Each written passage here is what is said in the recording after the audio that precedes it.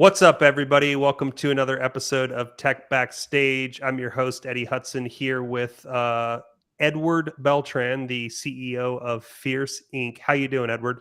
Hey, I'm doing fantastic. Thank you for having me on your show, Eddie.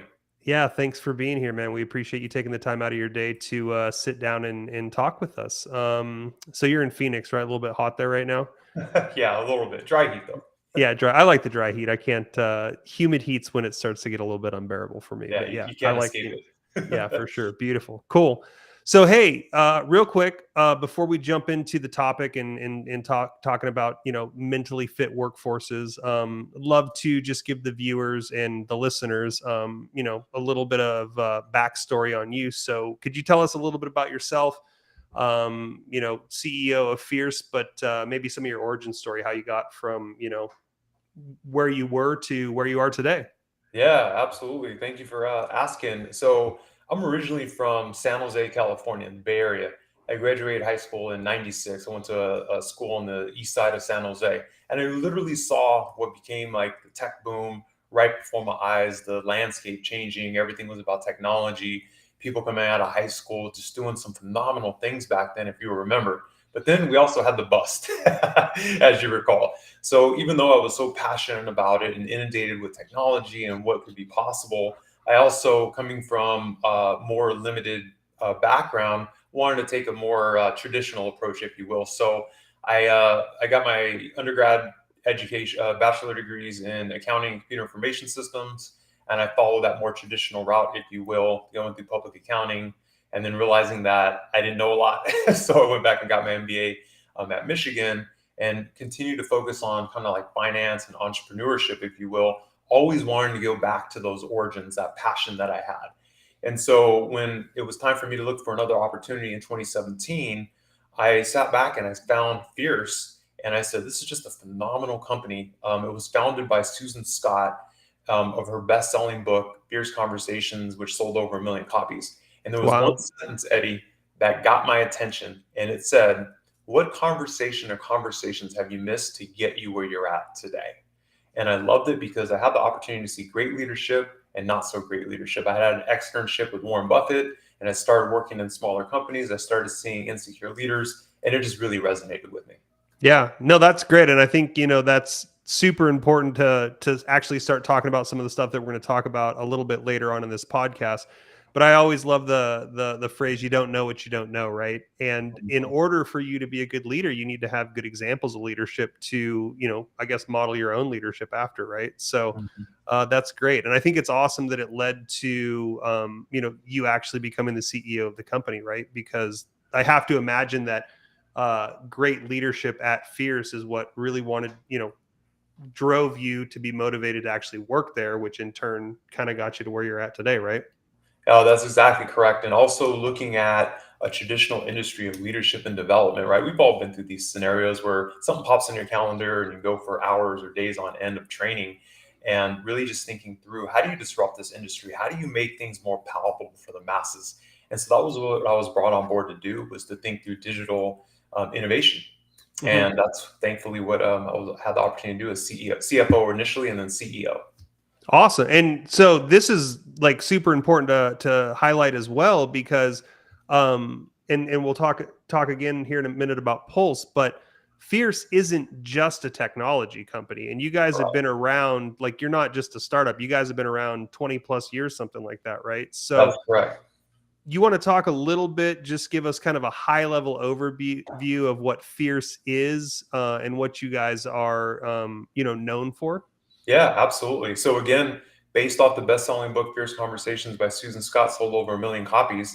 And at its core, what it does is it provides you these techniques, these scripts, if you will, on how you can interact in any conversation or anything you're going to find in the workplace or even in your personal life. So, for example, I'm sure Eddie, you've been in the situation where, especially earlier in your career, where you walked away scratching your head, like, "What was that?" Right? What did this person say to me, or Yeah. why does my boss not like me? And I could attest when I was younger in my career as well, I didn't have the tools to be able to address that. So your options really are you walk away harboring these feelings which manifest in stress, and we'll unwind that a little bit more. You walk away and tell 3 other people, which amplifies toxicity in the workplace, or three, you engage in it. It sounds easy, but most people don't. Go back to your boss and say, hey, you made this comment. I just want to understand a little bit more about what was going on there. Or what we find in the workplace as well are microaggressions, right? I'm Mexican. I'm close to 6'2", and I can't tell you how many times I've heard, are you sure you're Mexican? Are you positive? Like, yeah, I'm pretty sure I am. My parents told me so. But these microaggressions happen all the time where people don't want to insult you. That's not their intent. But this unconscious bias is coming to life. So what do? Do you respond angrily, or do you engage in a conversation of, hey, let's talk through this, let's enrich our relationship, and let's move to a higher level of understanding? So we do that with Fierce, but it's delegation, it's how you run an effective team meeting. And we've had the opportunity to be in 60% of the Fortune 500 logos and down to the emerging startups here in the last 20 years. That's awesome. And I love the reference that you just made, because my wife's Mexican actually. And one of the things that we had to deal with when we were, when we were newlyweds, was the fact that the way that they speak in Mexico versus the way that we speak in the US, I always thought she was mad at me, and it's just that she likes to debate passionately. And so it's one of those things where, like, just like you were talking about right now, is like microaggressions, but there's also like perceived communication, whereas you might actually perceive somebody from a different culture, they're not actually mad, you just perceive them as mad, right? So it's like, Exactly. and there's all these little minute details that you're not always 100% aware of what's happening in the situation. So I love that. That's Exactly. great. And I think So, that actually, oh yeah, go ahead. Sorry. oh no, I was gonna just say you're absolutely right. So think about this, the two scenarios we just described here, but think about the millions of interactions that happen in companies every day, Right. and where these misunderstandings break down collaboration. They force people to want to like quit, or the converse. If people have these tools, it actually amplifies what the companies are trying to do, enriches relationship, increases collaboration and innovation. Yeah. And I think that's actually a really good segue into what we're talking about today, which is building a mentally fit workforce. Because having a mentally fit workforce, it's I think the cornerstone's really understanding, right? And it's resilience. And just like we were talking about right before the show, like if you don't have those, how do you actually end up building a mentally fit workplace where people enjoy working, and they're healthy, and they want to continue showing up to work every day, right? So let's talk for a second about resilience, because you really highlighted that as kind of the cornerstone for you in your belief. So talk to us a little bit about resilience. Maybe we define resilience really quick so that the Yeah. listeners can kind of understand why that's so important. Yeah, absolutely. The way our chief behavioral science officer will give the traditional definition of resilience is that it gives you the skills to be able to bounce back from adversity, be it physically or mentally. So resilience has really popped up in the nomenclature. You see it all over LinkedIn and everywhere. And I got to be honest with you, Eddie, I struggle with this definition. Like, what is that? Like, as I mentioned, I'm in my mid 40s, and I'm like, well, the way I grew up, it was get back up and don't let people feel sorry for yourself. Or the senior leaders early in my career would say stuff like, don't let them see you sweat. All right. Okay. Right. What does that tangibly mean? And I'm sure, Eddie, you have a bunch of examples as well, right? Yep. Yeah, no, absolutely. And I was actually just thinking about this. What resilience to me, I think it goes right in line with what you're talking about, right? If you look at the actual definition, it's the capacity to recover quickly from difficulties, right? And so there's all these people out there saying, oh, you need to be resilient, and like, but their definition of being resilient is burying your emotions. And like, and I like I was telling you before the show, talking about our like the first couple jobs that I had, is like, it wasn't about being happy. It was about, hey, we're paying you, show up to work, and that's all we care about. And the workforce nowadays, like, people realize that, hey man, I spend a third of my life at my job. I want to be happy doing what I actually care about, right?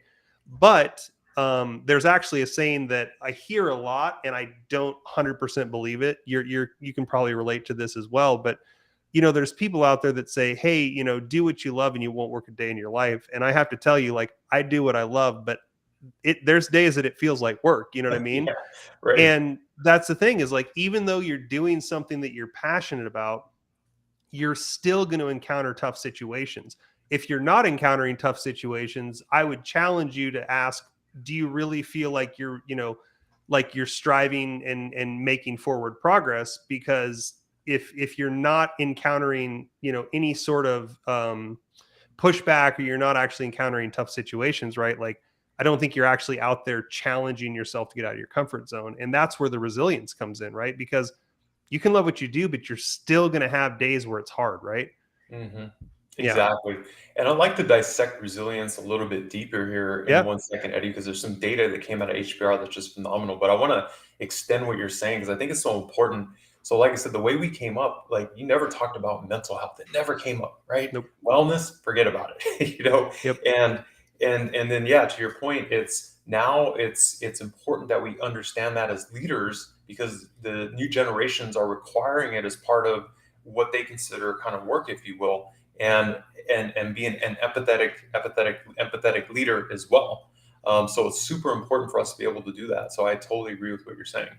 Yeah. Um, so if you wouldn't mind, I want to share because I think this is so important. So like I said, for me, I'm just even today that definition that you just read, like what does that mean?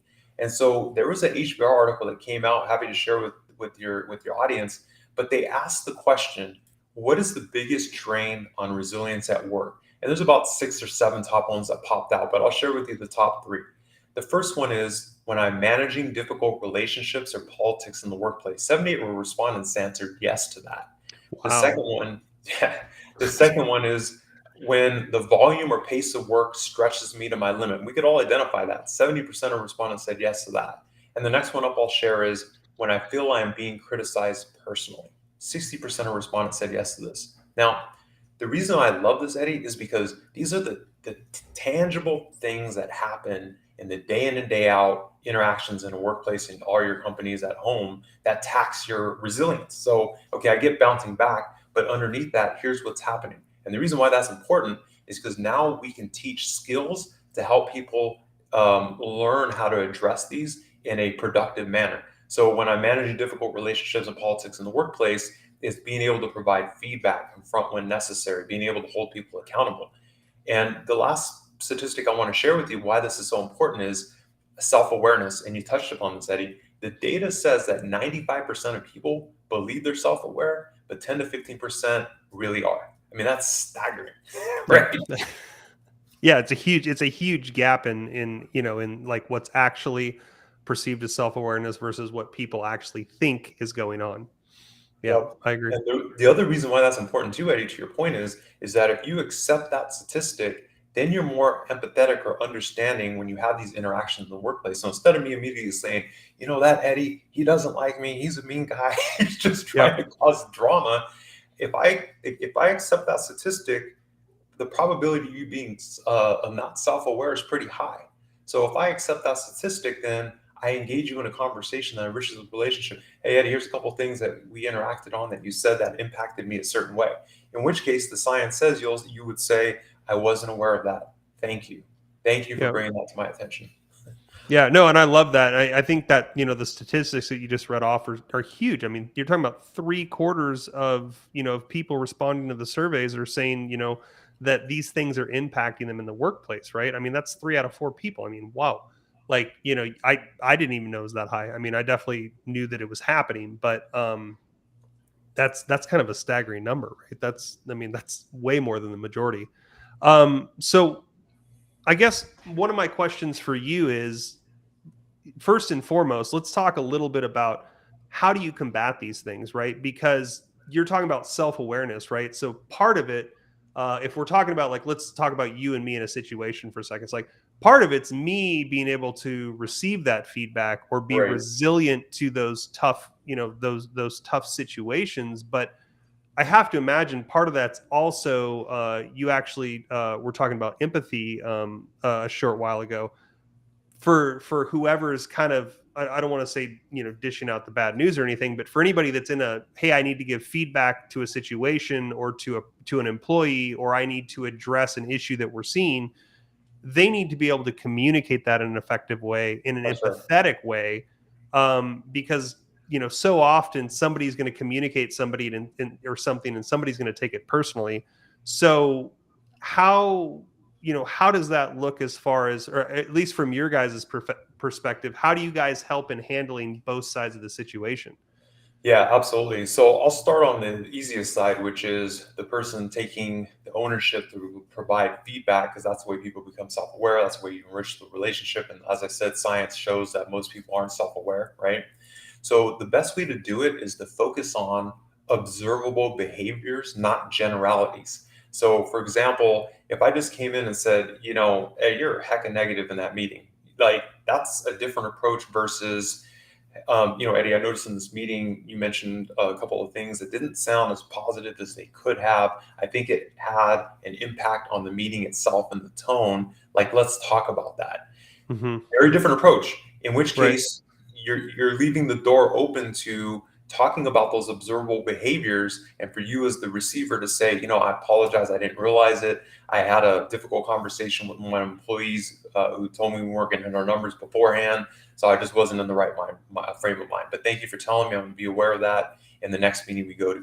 So again, the science, very different approach of going Yeah. in, focusing on observable behaviors, clearing your context, and assuming good intent. Those are two big rules to help you engage correctly. Yeah, So, I love that because and I even catch myself doing this sometimes where you're trying to communicate a situation and maybe is only one or two people that were contributing to the negative behavior, but you start talking in generalities and you right, start grouping people together, and then people that weren't even involved in the situation start feeling like, Wait, I didn't have anything to do with this. Why are you targeting me?" And it's like, so you have to be very, very conscious about the way that you communicate things. And I'm even working on right now, trying to be more self-aware, because a lot of times even when you use language like you versus actually targeting specific people, you end up directing that energy in the wrong direction. That's actually something I've been working on for the last couple of weeks, because I want to yeah, make sure that I'm clearly communicating, my asks and the action items to the proper people, right? So I love that. I mhm. think that's huge. Um, just really quick, how do you think, or not how do you think, but how does Fierce, especially even using Pulse, how do you guys help with these, with these action items, with actually helping people to, improve communication, not talk in generalities? Like, and Right. I know that there's so many other things out there, but in the, thinking about time right now, let's focus a little bit on how do you guys solve these problems, with Pulse, which is your tech product, correct? Yeah, absolutely. So again, our traditional methods, which we still do, which work fantastic, is we'll have a virtual or in-class event, typical L&D type of structure where people will come together. We'll teach them the background of these approaches, and then we'll start granulating down to the different conversation modules. Like I mentioned, feedback. I mentioned confront. How do you run a team meeting for team? But one thing I love about what Fierce does, because again, for me, like I'm more of a tangible type person, it isn't just theory. Like it isn't just someone sitting there and saying, Eddie, you got to give feedback every time you feel that someone's not acting out of integrity, right? That's theory, right? That's great. But how do you actually do it? How do you do it? And then how do you do it with confidence? So giving feedback to your boss could be very daunting. Addressing behaviors of your significant other could be pretty difficult. So how do you do it? So it's step by step, building up the script of the conversation, how you actually do it, and then additional resources for confidence, right? Like community and all that other good stuff. So with that, what we've done is we've hired a chief behavioral science officer who spent 7 to 8 years working for the Naval Combat for Center Operational and Stress Control. Sorry, working with our armed forces to really understand how do you improve performance in our armed forces, especially as they make transitions out, which is just phenomenal work he's done. He came in and he made the link between having these conversations, addressing your environment, and having lower stress. And it makes sense. So if you're in the situation, a tough situation, you have a couple choices, as we were talking about, Eddie. One is you can walk away harboring these feelings, they manifest in stress. Two is you can go and tell three other people, that just amplifies toxicity and actually increases your stress. Or three, you engage in the conversation. So we scientifically show that when you attach and have these conversations, your stress levels go down. So what we then did was we studied something out of Wharton called connected strategy. And what connected strategy states is, how do you predict How do you know when your customers or users need you in the moment they need you? And the classic example is the printer example. Your printer runs out of ink. You're like, oh, my printer ran out of ink. Yeah. Let me go open it up because I didn't memorize this number with a bunch of dashes, right? So you get the number, sorry, you get your cartridge. You have to go to Amazon, wait 2 days, or you have to run out to Staples or Walmart or wherever to get it.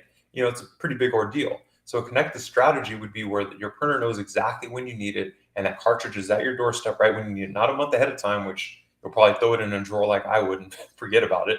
Yep. As I'm sure you get a test. So that's connected strategy. So when we sat back and we said, okay, people are in these moments, these high stress moments where they need us, that would have a big impact on their personal lives and their professional lives. So what we did was we backward integrated into wearable devices. Wearable devices now are all around. They're at different price points. They're gathering your continuous heart rate, and we're taking that data and feeding it into our solution. So I'll pause there to kind of get your reflection before we break it down even further. No, I think that's incredible that you guys are, taking it like to that level, right? Because what you guys are trying to do is you're trying to like cut it off at the pass, right? You're trying to know, like, hey, we actually like this is happening right now. Now we need to get involved, right? And I think that's huge. And are you guys able to discern? I mean, using wearable devices, are you guys able to discern different types of situations, or do you kind of just cue in on stress levels, heart rates, and things like that? And then from there, what happens? Do you guys, like you were Yeah. talking about, do you go back to that, like, hey, this is how you deal with this situation? And what sort of options do you give your users to actually take the next step in solving the problem, becoming a little bit more mentally fit and bouncing back, being more resilient? Yeah, so fantastic question. So the wearable devices and software that they come with do a great job of showing you a lot of data, which is great.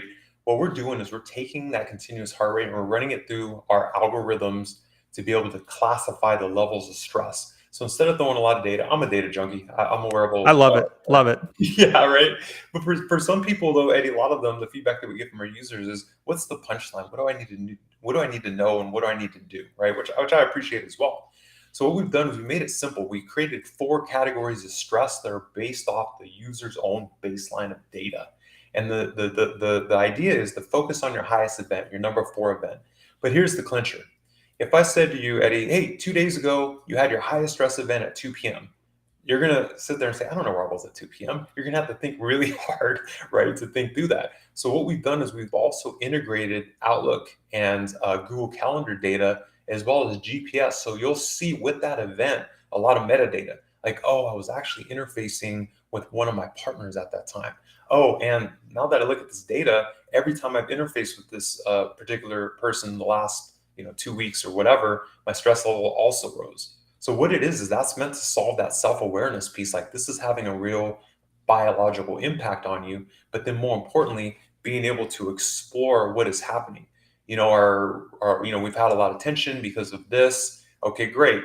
Then we want to move you into action. The only way to tackle that, the only way to address that is to tackle that stressor head on, to have the conversation with your partner, to be able to say, this is a problem. What do we have to do to solve it? And I'll go into more details, but I wanted to give you the general gist.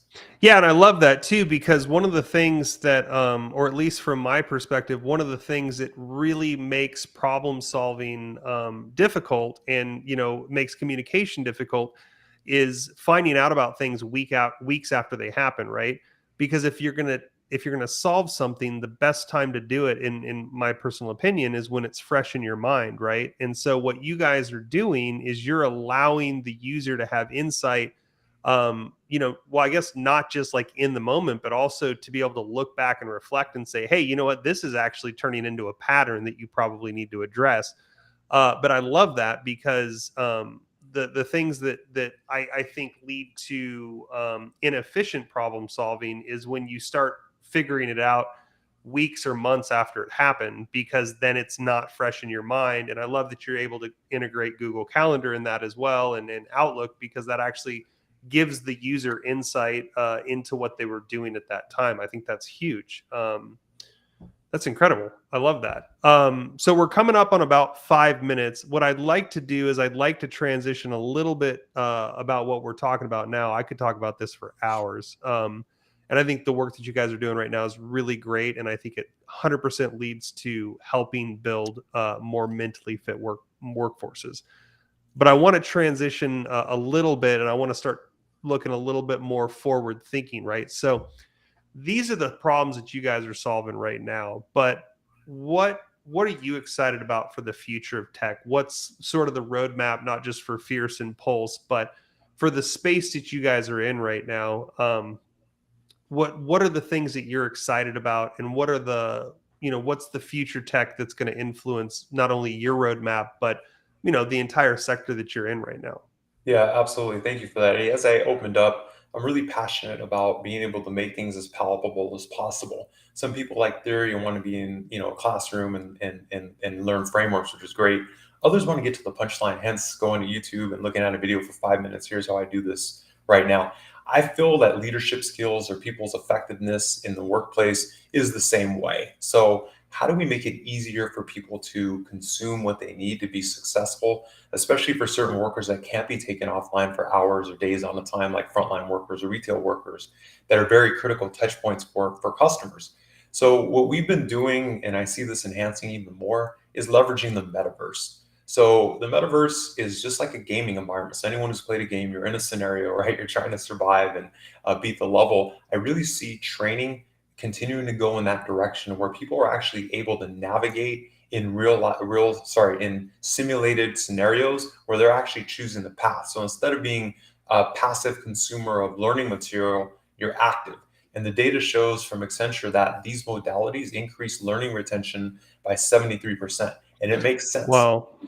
Yeah, That's exactly. huge. That's huge. And I have to imagine that, being trained, and I think continuous education is huge, right? And Yep.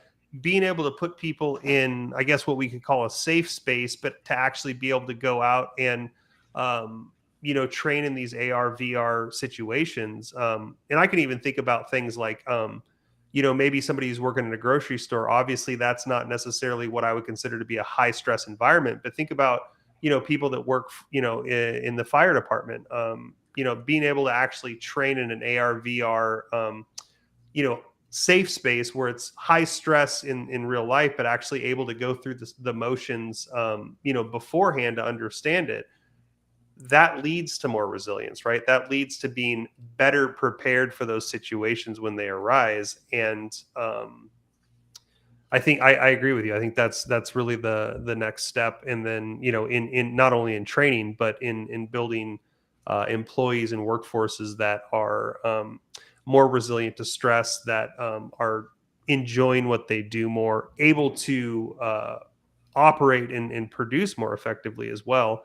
I always say, like, for me as well, because I'm a software engineer at heart, but for me, when I'm in a good mood and I'm not stressed, that's when I produce my best work, right? Right, If I'm right. thinking about, oh, hey, I got to run to the grocery store, we got this thing going on, and like you got like 19 things in your head, you're not thinking about what's in front of you, and you're not thinking about solving the problem, which for me is like that's like the majority of my job, right? So yeah, I think that's huge.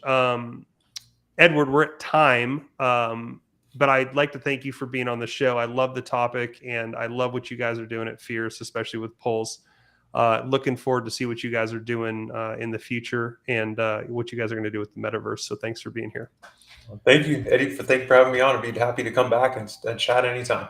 Yeah, absolutely. We actually have another series called, it's Tech Backstage, but it's the design thinking. I think you might be a great fit for that as well. So Awesome. we'll have Carlos reach out to you about that. But Carlos, with that being said, do you want to pop on real quick and talk about the what we got coming up this week? Yeah, of course, Eddie. Thank you.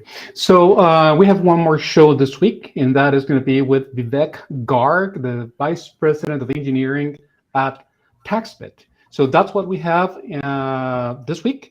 Remember to join Eddie and Tulio right here on Tech Backstage at 11 o'clock in the morning Pacific time every week from Tuesday to Friday. So join us there. Don't miss it. And Thanks, Carlos. And Edward, thanks absolutely. for joining us, and hope you all have a good day.